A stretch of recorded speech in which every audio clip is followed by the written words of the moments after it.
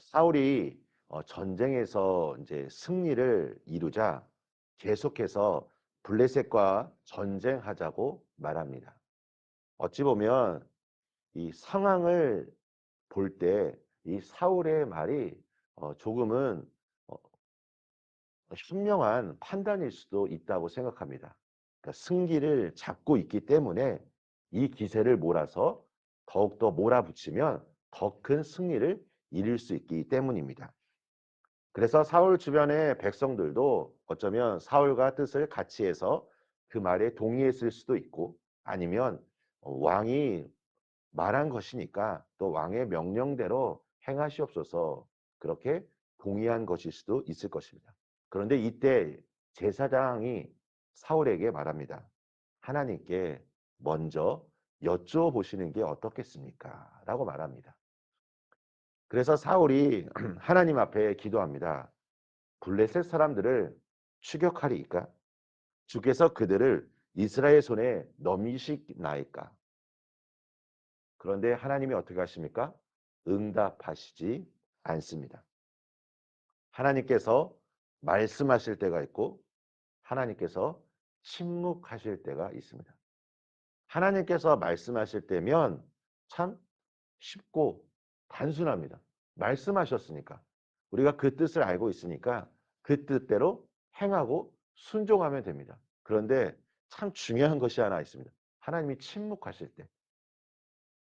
우리가 기도하는데 예스와 노가 반드시 만약에 결과로 나타난다면 우리가 하나님이 나에게 예스를 응답하셨구나. 아니면 노를 응답하셨구나. 그리고 그 말씀에 순종하면 되는데 wait, 기다리다 라는 응답이 주어졌을 때 이제 성도님들마다 아마 각각 반응이 다를 것이라 생각합니다. 우리 사랑하는 성도 여러분, 하나님께서 침묵하실 때 어떻게 해야 할까요? 이 침묵도 하나님의 응답의 한 부분입니다.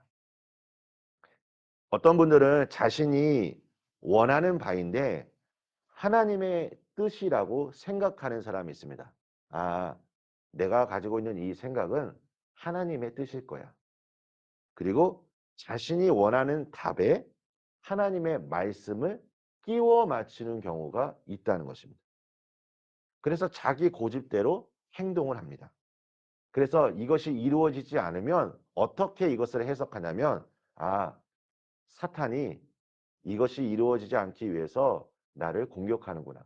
이것을 영적인 싸움이라고 생각하고 끝까지 자기가 원하는 대로 나아가는 사람들이 있다는 것입니다. 그래서 우리에게 중요한 한 가지가 있다면 분별력. 이것을 우리가 구해야 합니다. 성령님께서 이것이 옳은 것인지 아니면 이것이 내 생각인 것인지 잘못된 것인지를 알려주시고 지혜의 영이 임해야 우리가 제대로 된 판단을 할 수 있다는 것입니다. 오늘 사울의 모습을 보십시오. 사울은 이 상황을 엉뚱하게 해석합니다.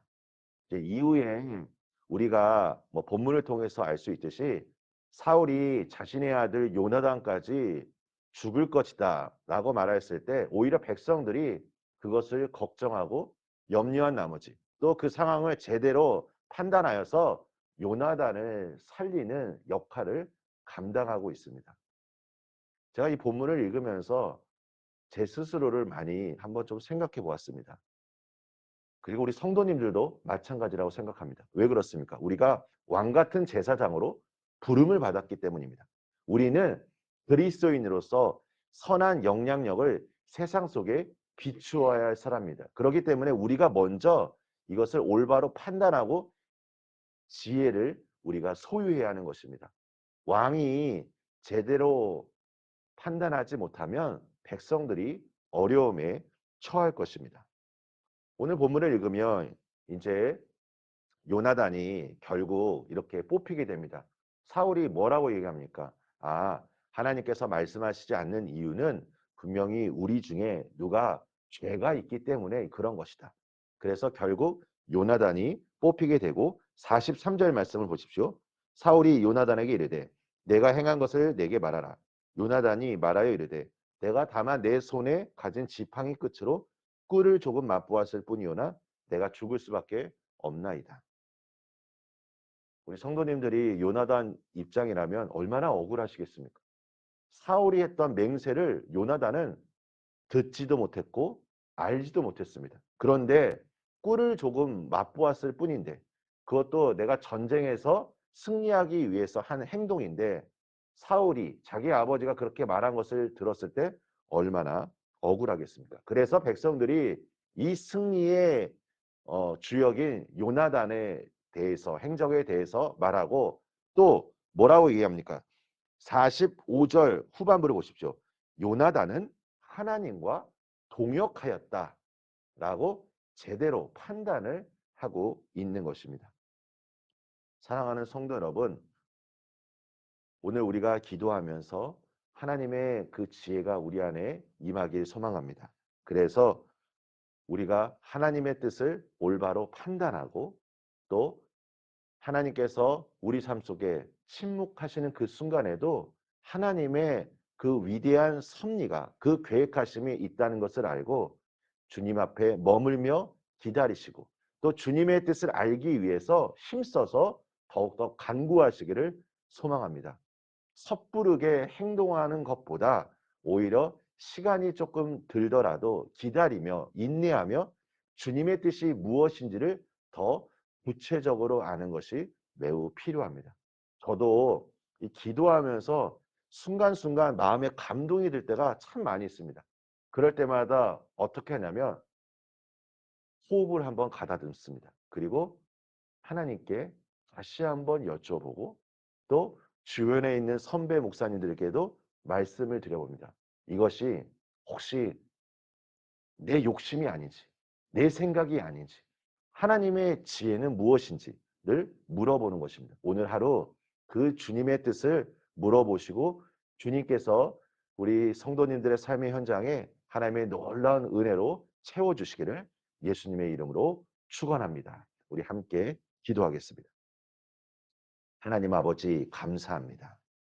오늘 우리에게 지혜의 영으로 함께하여 주시옵소서.